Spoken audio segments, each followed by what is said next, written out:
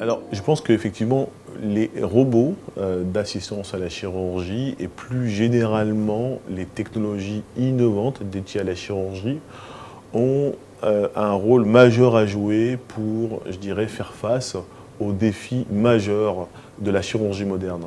Ces défis, quels sont-ils? Ils sont liés au fait que dans de très nombreux pays, on assiste à un allongement de l'espérance de vie, ce qui est un fait extrêmement positif, mais qui a pour conséquence d'avoir une augmentation du nombre de patients à traiter, donc de plus en plus de patients à traiter. Deuxièmement, ces patients sont de plus en plus exigeants pour de hauts niveaux de qualité de soins. On fait face, dans la plupart des pays, à une pénurie de personnel de soins et notamment donc, de chirurgiens. Et enfin, on a une tendance très forte en chirurgie qui vise à réduire encore et toujours la taille des incisions. Et donc, les technologies innovantes, et en particulier les robots, ont un rôle majeur à jouer face à ces défis.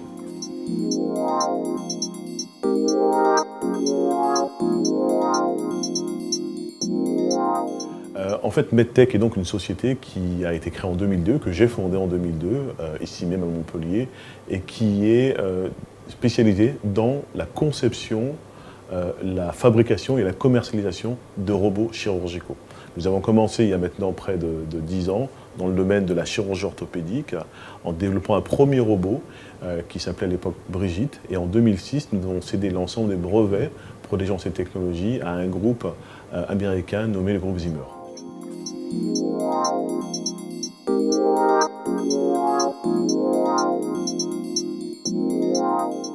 Alors, effectivement, quelques chiffres pour commencer. Déjà, comme vous le signalez fort justement, en fait, des sociétés qui ont des compétences pour développer des robots chirurgicaux, obtenir des certifications réglementaires et introduire ces technologies dans le bloc opératoire, il y en a très peu dans le monde. Dans le monde, il y en a à peine une demi-douzaine. En France et en Europe, il n'y en a qu'une, c'est MedTech. La plupart des autres sociétés sont américaines, il y a également une société israélienne. Il est par exemple intéressant de remarquer qu'il n'y a aucune société asiatique à ce jour. Je parle bien des sociétés qui ont les compétences pour développer les technologies, obtenir les certifications réglementaires et les mettre sur le marché. Le marché de la robotique chirurgicale aujourd'hui, c'est un marché qui représente plus de 3 milliards de dollars. Ce marché, en tous les cas, on constate la présence extrêmement importante de la société dont vous avez parlé, qui est un petit peu la pionnière et la société leader mondiale. Il faut savoir que cette société en question, Intuitive Surgical pour la nommer, est une société qui aujourd'hui pèse plusieurs de milliards de dollars en termes de capitalisation boursière et également de chiffre d'affaires.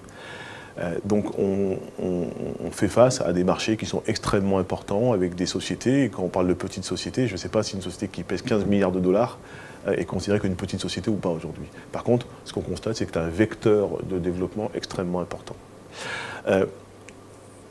D'une façon générale, l'innovation est toujours développée par des petites startups qui deviendront grandes.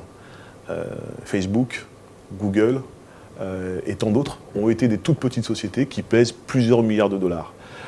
Les grands groupes auxquels vous faites référence sont des sociétés sont des groupes qui intègrent éventuellement donc, des sociétés de ce type, mais l'innovation proprement dit vient rarement de la part de ces grands groupes.